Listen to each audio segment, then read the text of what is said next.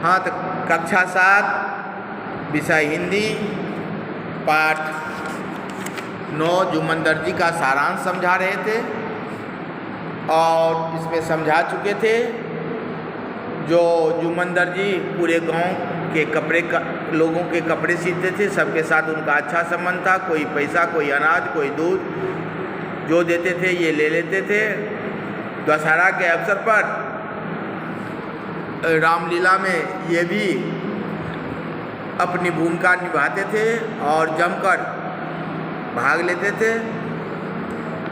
मेरे पिताजी, लेखक का कहना है कि मेरे पिताजी जब तक जीवित रहे तब तक उन्होंने जुम्मन के अलावा किसी दूसरे के हाथ का बनाया हुआ कपड़ा नहीं पहना। जुम्मन का घर बाहर से बहुत नहीं बदला था और बहुत बदल गया था। जब एक बार ये आए बंशीधर श्रीवास्तव जी 7-8 साल बाद गांव आए।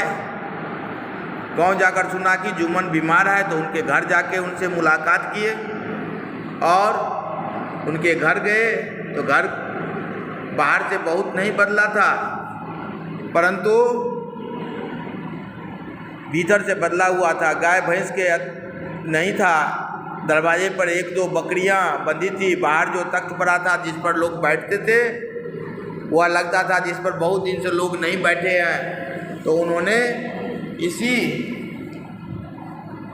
अंदाज में ग्राहक पर नहीं बैठे हैं, पुरानी खाट पर जुम्मन दर्जी बैठा हुआ था, पड़ा हुआ था। पहचान लिया हंसते हुए, इससे कुशल मंगल बात करते हुए वो उदास हो गया। उनकी करुणा युग की कहानी है, वे धीरे धीरे बोलती है। बदलते हुए जमाना में बहुत लड़ा बेटा पर हार गया। जुम्मन दर्जी लेखक बंशीधर श्रीवास्तव जी को कह रहे हैं जब लड़ते, क्योंकि आजकल परिवर्तन हो गया है। यह खादी का या बुना हुआ कपड़ा के अतिरिक्त बाहर से कपड़ा आने लगा है और मशीन से सिलाई होती है, कम पैसा पड़ता है। हमारे द्वारा ज़्यादा पैसा पड़ता था।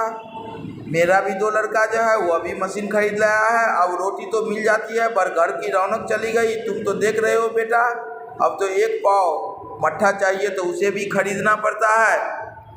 एक दिन था जब गांव में जितनी शादी हुई जुम्मन के सिले हुए जामे जोड़े पहन कर हुई।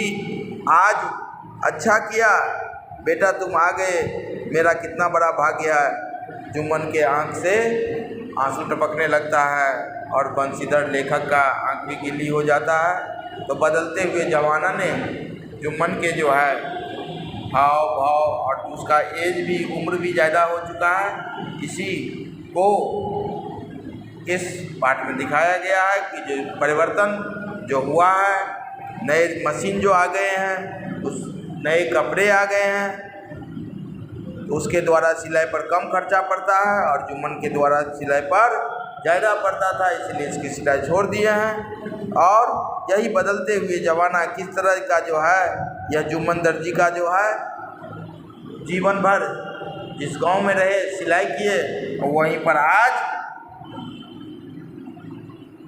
इस स्थिति में है, इसी का वर्णन किया गया है। इस प्रकार इस कहानी का यही सारांश है। अगले दिन क्लास में इसका प्रश्न उत्तर समझाएंगे।